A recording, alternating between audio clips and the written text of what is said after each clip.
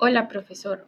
Hoy mi equipo de trabajo, conformado por Valentina Bedoya, Natalia Martínez, Caterine Murillo y mi persona Catalina Sarmiento, vamos a presentarle dos modelos de simulación. Empezaremos con el modelo de producción de una panadería. El sistema de producción de pan se basa en un conjunto de actividades que transforman los ingredientes en un producto final, listo para la venta. Este proceso incluye etapas como el pesado de ingredientes, mezcla, fermentación, horneado y distribución. Las partes importantes de un sistema de producción de una panadería constan de los recursos fijos o locaciones, de los cuales hacen parte los hornos, que son los equipos pues como para la cocción del pan, la cámara de fermentación, que es el área donde las masas leudadas reposan antes de ser cocidas, las mesas de trabajo, esto es para la preparación y formado del pan, y las vitrinas, que esto es para la exposición y venta de los productos. Otra parte del sistema son los recursos móviles o ejecutores de tareas.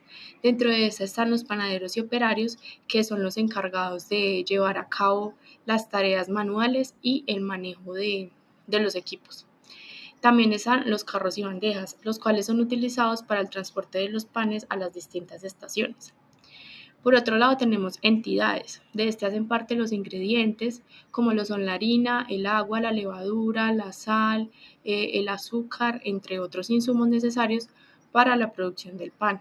Tenemos la masa, que es como el producto intermedio que se da de la mezcla de todos los ingredientes anteriores.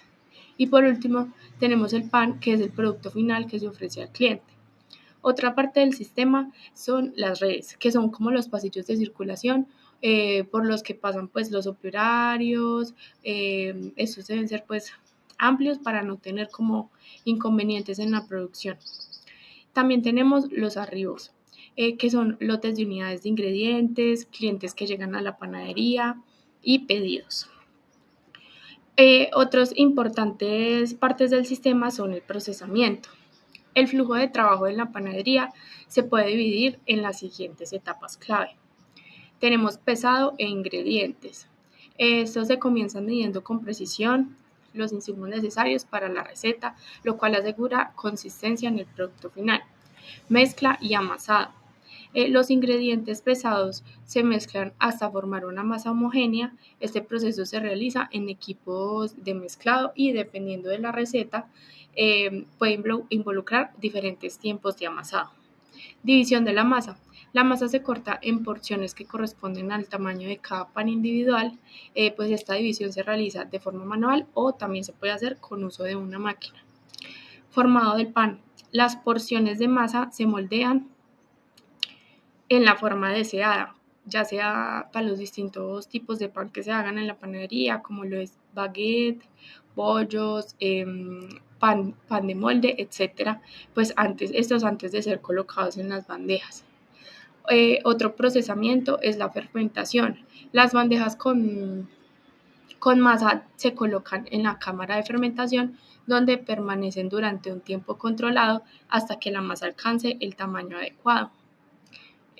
Horneado. Las bandejas con panes fermentados se introducen en el horno, donde son cocidos a la temperatura y tiempo necesarios.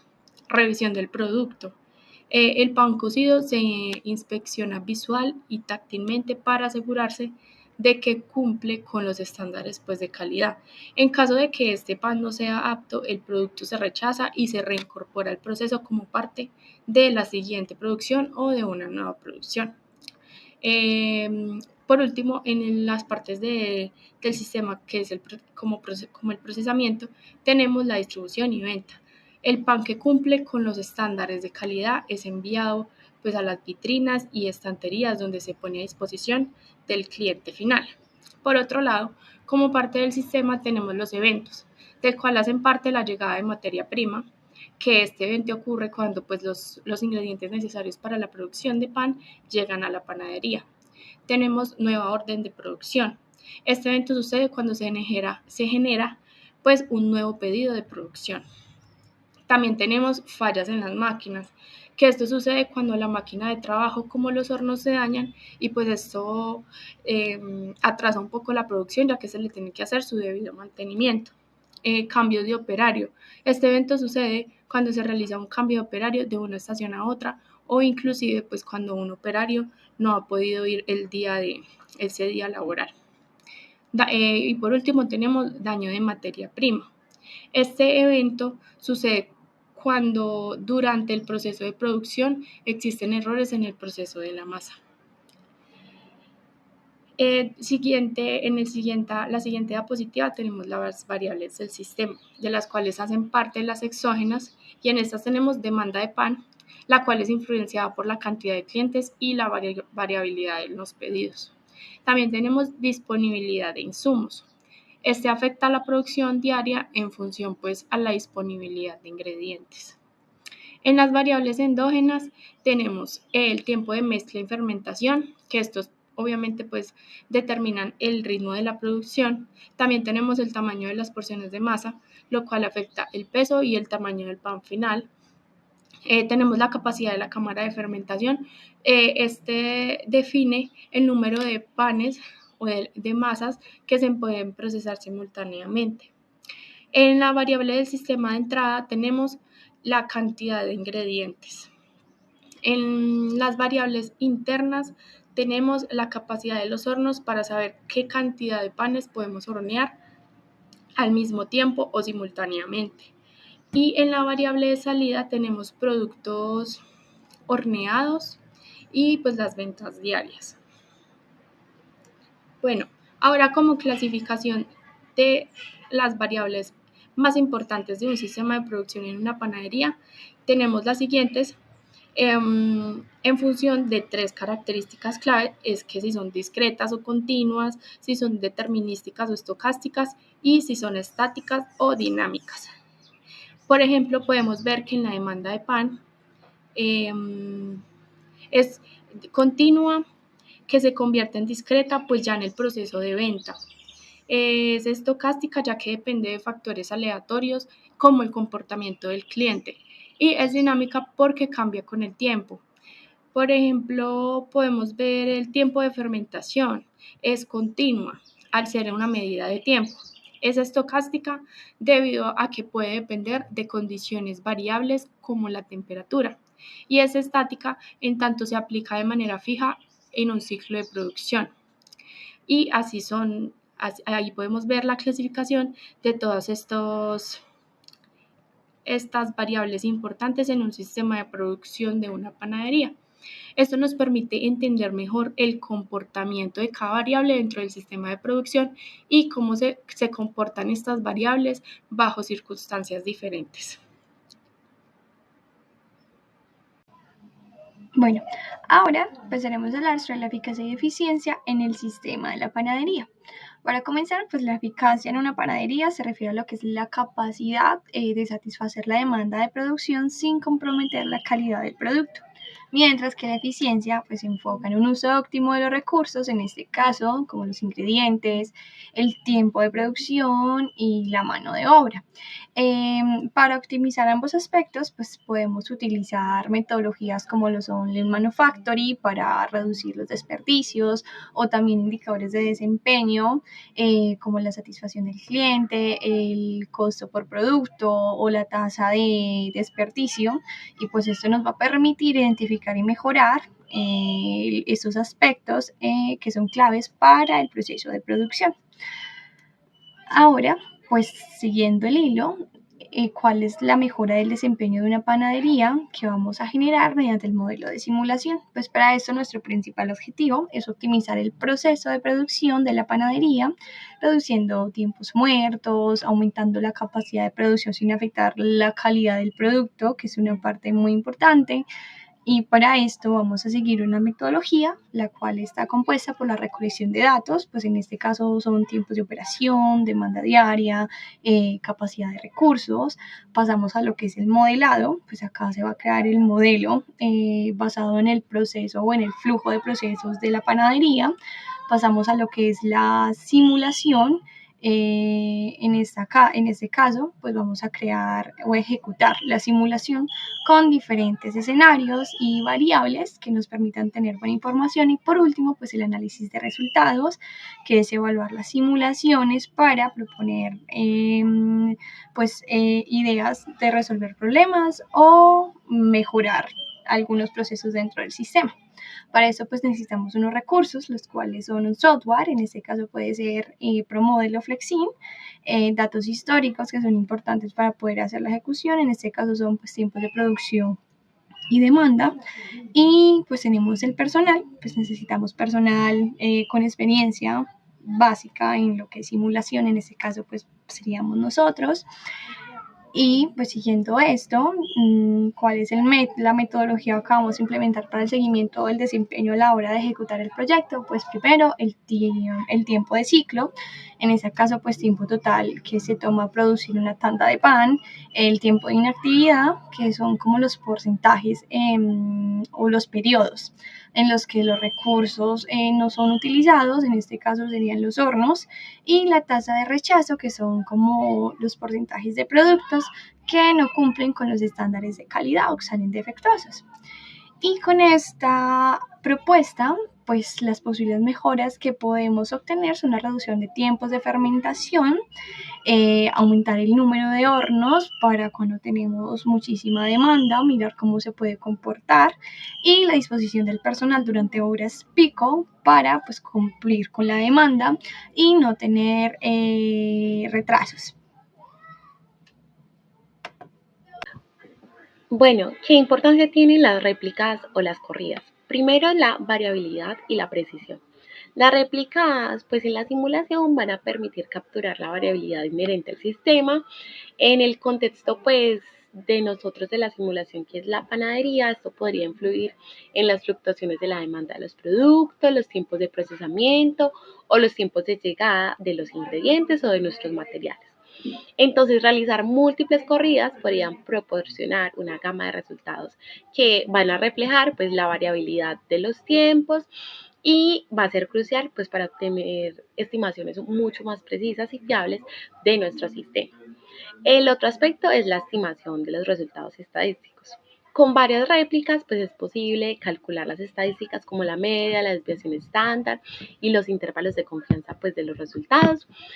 Por ejemplo, si nosotros vamos a simular diferentes escenarios como la demanda del pan, las réplicas pues nos ayudarían a determinar la capacidad de producción y si el personal o los equipos están dimensionados adecuadamente pues, para manejar estas fluctuaciones de la demanda.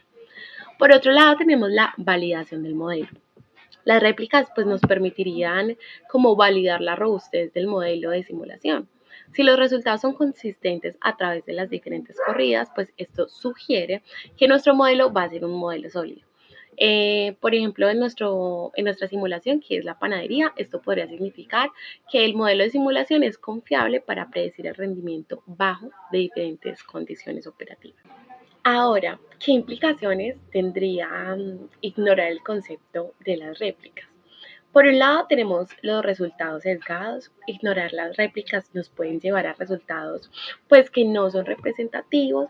Por ejemplo, en la panadería esto podría significar que se sobreestime o se subestime pues la capacidad de producción, los tiempos de espera pues de los clientes o los niveles de inventario que pueden ser necesarios para nuestra producción normal o cotidiana. Y esto pues puede llevar a decisiones inapropiadas, a tomar decisiones inapropiadas, como mantener un nivel de inventario inadecuado o ajustar incorrectamente pues, la capacidad de producción. Por otro lado, tenemos la falta de confianza en las decisiones. Va muy ligada a la idea anterior. Si nosotros no tenemos pues la variabilidad proporcionada por las réplicas, los resultados del modelo pues no van a ser suficientemente robustos para tomar decisiones informadas, lo que nos puede resultar pues tomar decisiones basadas en una única ejecución del modelo no va a reflejar la realidad del problema. Por ejemplo, si solo se realiza una simulación de la demanda de la producción, pues esto nos mostraría un bajo nivel de ventas y podría llevar a que nosotros hagamos como una reducción en la producción, pero puede ser un caso como de esa semana ligado a otros factores y no el comportamiento normal del sistema. Bueno, Y por último, tenemos como un riesgo en los costos innecesarios. La falta de las réplicas nos puede llevar a una sobreestimación de los recursos necesarios, lo cual podría traducirse en los costos innecesarios. En una panadería, pues esto podría manifestarse en costos adicionales por exceso de producción o la pérdida de ventas por falta de los productos disponibles. Cuando nosotros simulamos un sistema es fundamental reconocer si este está en un estado transitorio o está en un estado estable. El estado transitorio pues se refiere como a la fase inicial del sistema, cuando aún se están haciendo ajustes y cuando se están experimentando cambios. En el caso de la panadería pues el estado transitorio sería como el tiempo al inicio del día, cuando apenas se están mezclando los ingredientes y los hornos pues apenas se están calentando. Por otro lado, el estado estable es cuando el sistema ya ha alcanzado un equilibrio y sus procesos pues están operando de manera constante. En la panadería sería pues el momento en que los hornos ya están a temperatura, el flujo de producción es regular y las métricas como el número de panes producidos pues se mantienen constantes. Pero entonces, ¿por qué es importante esta distinción? Porque si nosotros basamos nuestras decisiones en un sistema que aún está en transición, pues podríamos cometer errores, porque solo cuando el sistema ha alcanzado un estado estable es que nosotros podemos confiar en los datos para hacer como los ajustes necesarios, precisos y efectivos. Por eso es que el tiempo de simulación es crucial para capturar ambos estados, ya que si la simulación pues se detiene antes de alcanzar el estado estable, pues los resultados estarán influenciados por las fluctuaciones iniciales. Por otro lado, prolongar demasiado la simulación pues puede ser muy costoso tanto en tiempo como en recursos. Por eso es que es importante balancear entre simular lo suficiente para que el sistema se estabilice sin gastar más recursos de los necesarios y así planificar pues con precisión las necesidades de inventario o el personal adecuado para entender pues la demanda de pan. Por otro lado, los aspectos que debemos tener en cuenta para que la simulación sea exitosa y útil para la toma de decisiones es primero definir objetivos claros, o sea, ¿qué queremos obtener de la simulación? ¿Queremos optimizar tiempos de espera? ¿Queremos reducir costos? ¿O queremos mejorar la producción? Esto es esencial para saber qué métricas son las que debemos observar. Como segundo, configurar adecuadamente el tiempo de simulación. Debemos simular un periodo lo suficientemente largo para capturar pues el estado estable, pero sin exceder el presupuesto de recursos y el tiempo. Como tercero, tenemos monitorear y ajustar. Hacer un seguimiento continuo del sistema y ajustar el tiempo de simulación si es necesario, ya que a veces pues, los sistemas tardan más en estabilizarse de lo que uno anticipa. Como cuarto, tenemos que analizar tanto el estado estable como el estado transitorio, ya que no solo debemos enfocarnos en el estado estable, sino que también debemos comprender el comportamiento en los periodos transitorios para tomar decisiones más completas. Y por último, pues es importante documentar todo el proceso de simulación para asegurar la calidad y la precisión en los resultados. Ventajas y desventajas de trabajar con modelos de simulación. Empecemos con las ventajas. Primero tenemos visualización de procesos, que es aquí donde podemos observar cómo funciona el sistema sin tener que implementarlo en la realidad. En la panadería, por ejemplo, podríamos simular el flujo de producción, la gestión de inventarios, los tiempos de espera, para entender mejor cómo se comportan los procesos bajo diferentes condiciones. También tenemos la evaluación de escenarios, que es aquí donde nos permite probar como diferentes estrategias sin incurrir en riesgos. Podemos simular, por ejemplo, cómo la introducción de un nuevo producto o una variación en la demanda afectaría la operación de la panadería. Tenemos reducción de costos y riesgos, ya que antes de hacer inversiones, pues podemos simular el impacto que esto tendría en el sistema. También tenemos la optimización de recursos, o sea, nos ayuda a optimizar el uso de recursos como personal, equipos o ingredientes. Continuando con las desventajas, tenemos costo y tiempo de desarrollo, ya que crear un modelo de simulación pues incluye la recopilación de datos sobre el tiempo que tarda, por ejemplo, cada trabajador en amasar, en hornear, en empaquetar el pan, etc. Y esta recolección de datos y la creación pues del modelo adecuado pueden llevar tiempos y recursos significativos antes de ver los beneficios. También pues hay una dependencia de datos, ya que si los datos que se recopilan en la panadería pues no son precisos, como el número exacto de panes vendidos en las horas pico o los tiempos de espera en las cajas, pues los resultados de la simulación serán inexactos. lo que nos puede llevar pues a conclusiones erróneas. También pues existen unas limitaciones del modelo. El modelo de simulación de la panadería pues podría no capturar todas las variables del mundo real. Por ejemplo, podríamos no considerar eventos inesperados como la rotura de una máquina o la ausencia de empleados clave. Y si el modelo no asume que todo funcionará perfectamente, podría dar recomendaciones inadecuadas. Pero como podemos observar, la simulación nos ofrece más ventajas y beneficios que desventajas. Y en el caso de la panadería, pues podemos visualizar cómo optimizar la gestión de inventarios y los procesos de producción, lo que resultará pues en ahorros operativos significativos. Además, les presentaremos pues un análisis detallado de costos y ahorros potenciales, demostrando que la inversión en simulación se recuperará rápidamente con mejoras en la eficiencia. Además, pues contamos con casos de éxito de empresas similares, lo que nos asegura pues de que este enfoque tiene un historial probado. Y pues verán que con esta herramienta podemos mejorar la toma de decisiones y llevar la panadería a un nuevo nivel de eficiencia. Bueno, y por último tenemos el cronograma, donde están pues todas las actividades que vamos a desarrollar para llevar a cabo el proyecto. En la primera encontramos la definición del sistema, que es la descripción del sistema y los objetivos del estudio. Se implementarán las 2 primeras semanas. Pasamos al modelo de simulación base, el cual se va a desarrollar en la 3ª y 4ª semana. Pasamos a la recolección y análisis de datos. Acá se hace el análisis estadístico, que se realizará en la 4ª y 5ª semana. Pasamos al modelo preliminar de simulación, que es donde se implementa el modelo inicial y las pruebas iniciales, que se hará en la 6ª semana. Después pasamos a la verificación del sistema, que son pruebas de consistencia y corrección de errores, que se piensan hacer en la 7ª y 8ª semana. Pasamos a la validación del modelo, que se realizará en la 8ª y 9ª semana. Después pasamos al modelo final de simulación, en este caso se realizará en la 10ª semana, a la determinación de escenarios, que la vamos a ejecutar en la semana 11, el análisis de sensibilidad, que es pues seleccionar las variables que vamos a trabajar también, y la interpretación de estos resultados, los llevaremos a cabo en la semana 12, y por último el documento final, que comprende lo que son el resumen ejecutivo y las conclusiones y recomendaciones en la semana 13.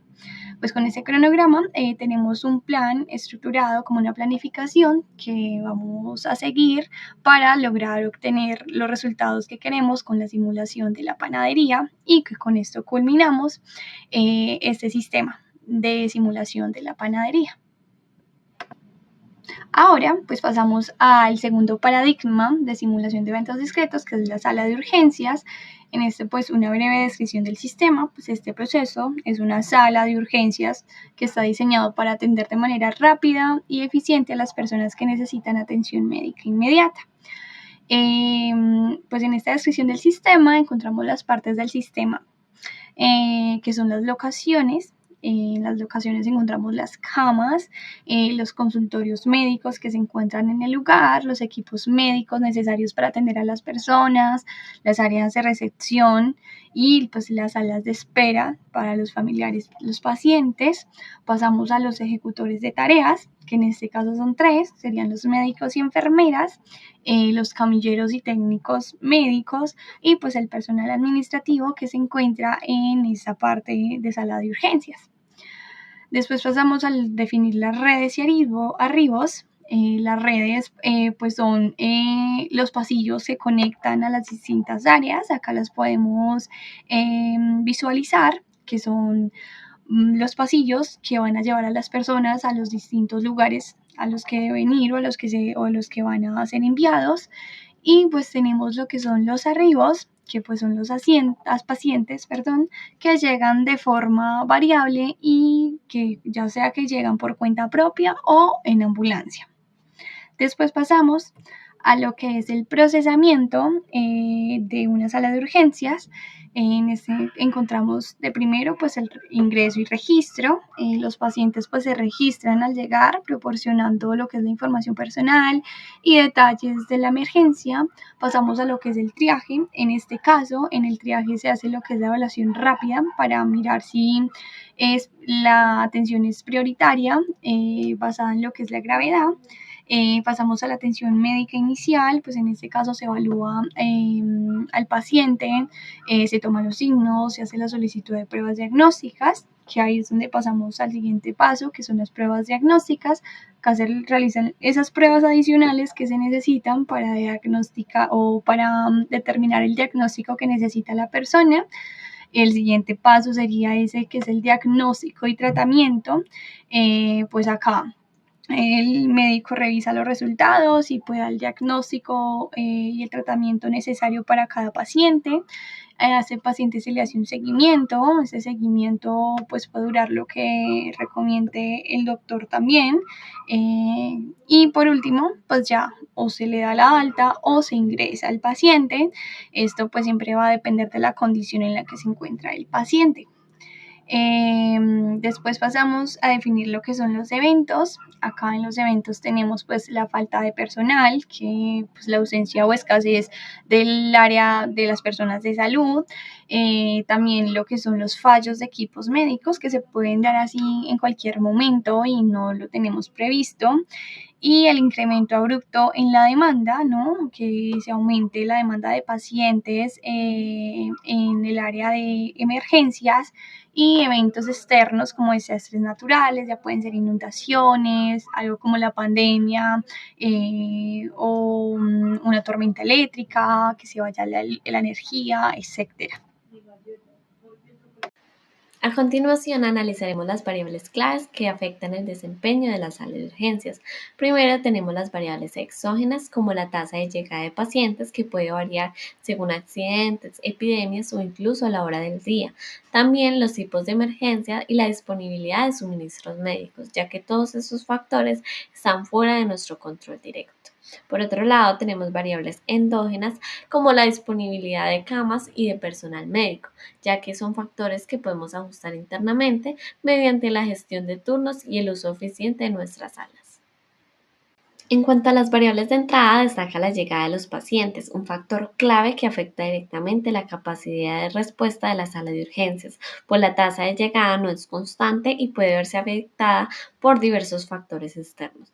Internamente, pues se gestiona la disponibilidad de médicos y enfermeras que puede ser ajustada de acuerdo pues a la demanda. Este control sobre el personal es fundamental para gestionar pues la atención eficiente y oportuna. Además, el uso adecuado de equipos médicos como camas y otros recursos de tratamiento pues también es crucial. Finalmente, la variable de salida pues son aquellas que reflejan nuestro desempeño en general. Entre las más importantes pues está el tiempo promedio de tratamiento por paciente, la tasa de altas y el porcentaje de rechazos o desvíos debido pues a la falta de capacidad.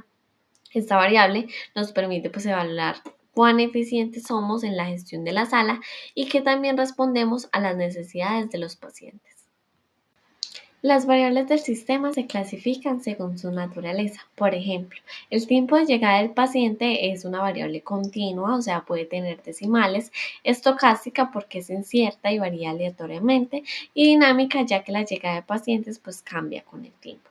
Mientras que la disponibilidad de médicos pues es una variable discreta, se cuentan unidades enteras, número de médicos, determinística porque se conoce con precisión y pues estática porque no cambia durante el periodo de observación. El tiempo de espera es una variable continua, estocástica porque varía aleatoriamente dependiendo de la carga de trabajo y otros factores, y dinámica porque cambia con el tiempo, ya que pues el tiempo varía según la demanda y el flujo de los pacientes.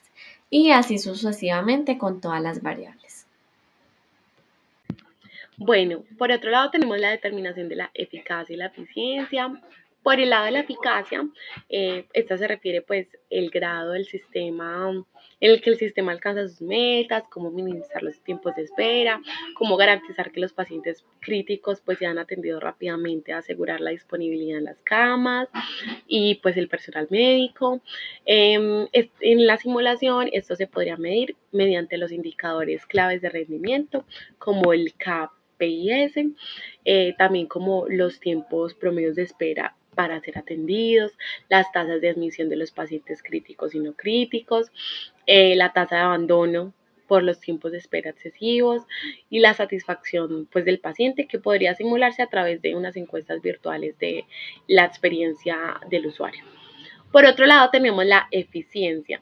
Esta se refiere al uso óptimo de los recursos, el personal de los equipos, las camas, las herramientas que vayamos a utilizar, etcétera, para obtener pues, los mejores resultados en menores costos o menores tiempos.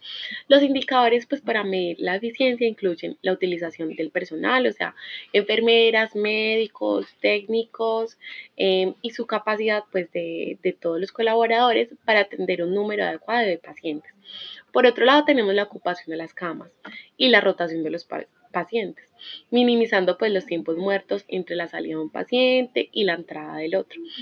Y por último, tenemos como los costos operativos, como la utilización de los suministros y el tiempo extra del personal. Bueno, para esto tenemos nuestro objetivo general, mejorar la eficiencia operativa de las salas de emergencia mediante la simulación para optimizar la gestión de los recursos y reducir los tiempos de espera. Y como objetivos específicos tenemos reducir los tiempos de espera, optimizar la asignación del personal médico, mejorar la capacidad de respuesta en situaciones de alta demanda, identificar los cuellos de botella del sistema y proponer mejoras basadas en la simulación pues, de nuestro sistema, en este caso de las salas de emergencia. Bueno, en cuanto a la metodología tenemos 1. Recolección de datos. Entonces acá van a ver las historias clínicas, los tiempos de tratamiento, los registros de las llegadas de los pacientes.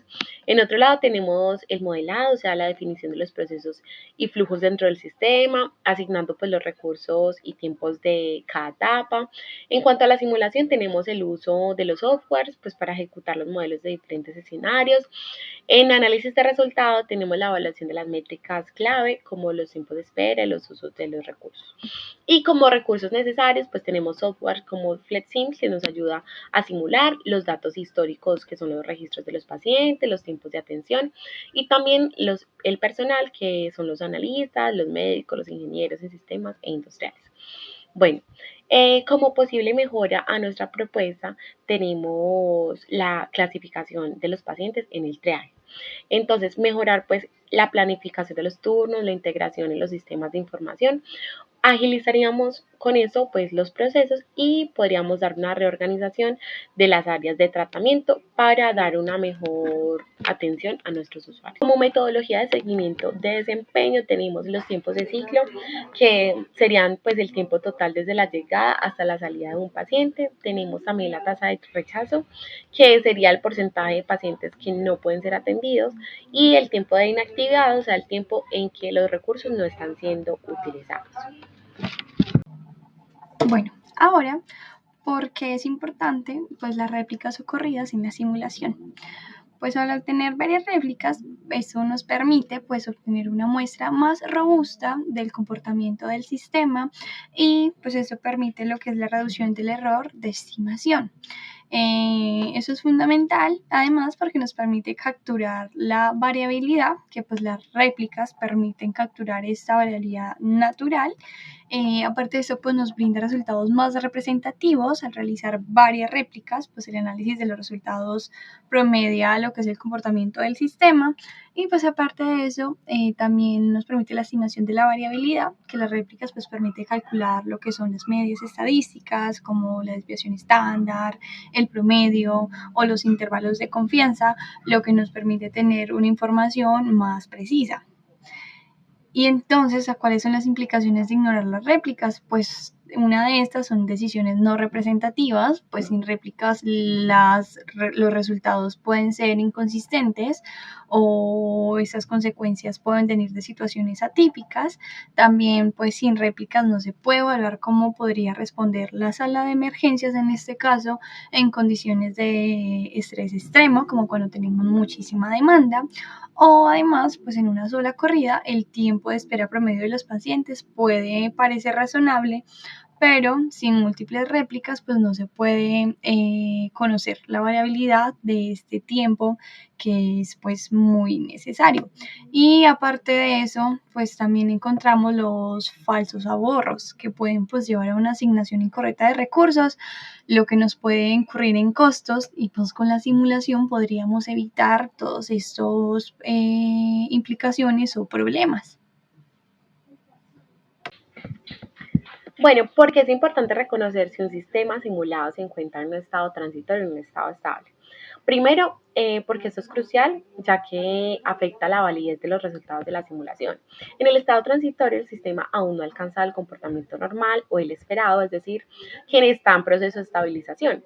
Y esto suele ocurrir al inicio de la simulación, cuando los pacientes recién empiezan a llegar y las camas aún no están completamente llenas. En el contexto de la sala de urgencias, si se toma una decisión basada en los datos en un estado transitorio, o sea, cuando el sistema aún no ha alcanzado pues su flujo regular, esto podría pues subestimar los tiempos de espera y la capacidad real del sistema. Entonces, pues lo más viable es que se tome la decisión en el estado estable, ya que este pues reflejará las condiciones normales de la operación, el flujo ya va a ser pues como constante, o por lo menos no constante, pero sí normal, y podremos tomar las mejores decisiones.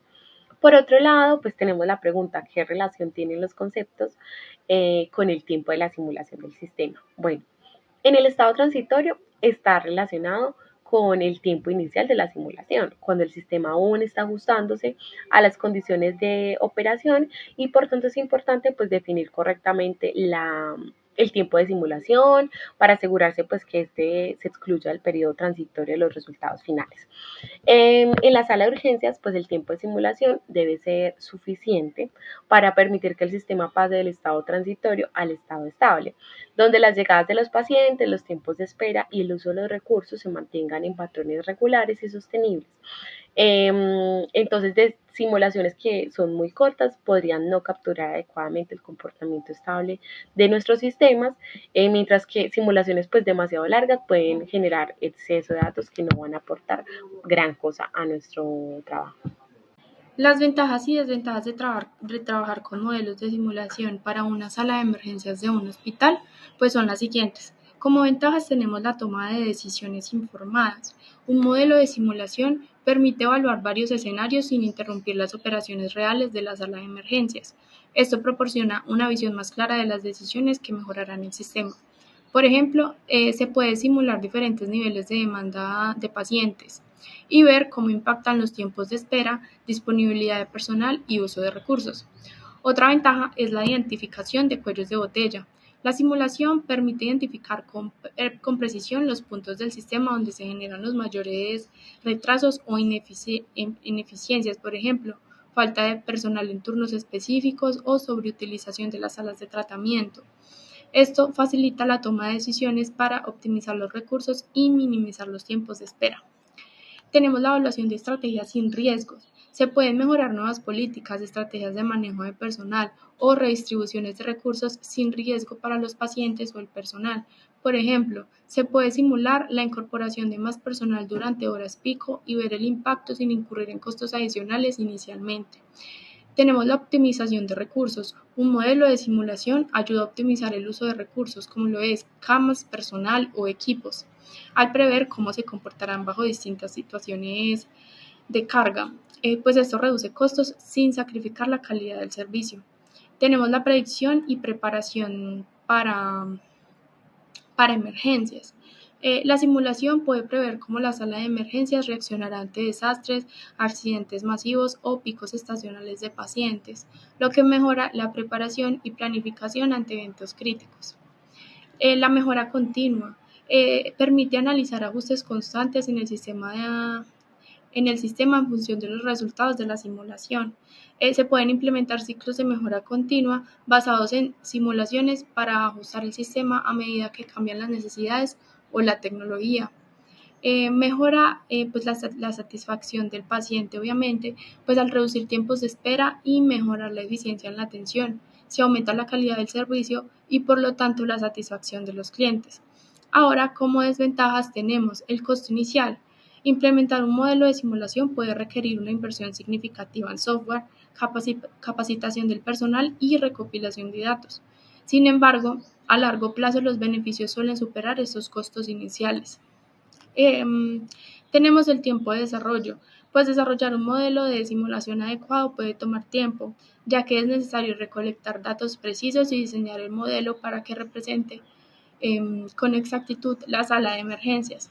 En una situación de urgencia, esto puede parecer una desventaja. Requiere experiencia técnica, pues es necesario contar con personal especializado en simulación y análisis de datos para poder construir, ejecutar y analizar los resultados del modelo. Sin esta experiencia, pues el modelo puede ser no representativo de la realidad.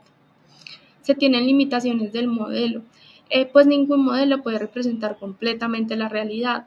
Las simplificaciones o superposiciones necesarias para construir el modelo pueden generar desviaciones entre los resultados simulados y la realidad, pues es importante considerar esto al interpretar los resultados. Y por último tenemos el cambio de condiciones.